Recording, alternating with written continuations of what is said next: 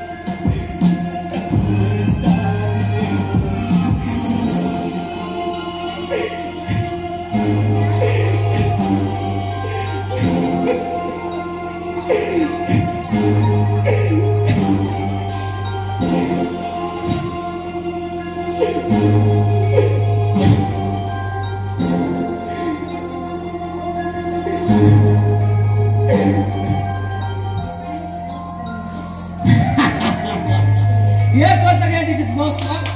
Thank you. Pasensya na po kayo. Sorry. Alright, thank you once again. This is Boss Max. Please follow my FB page, Waki Moto. Alright. Thank you.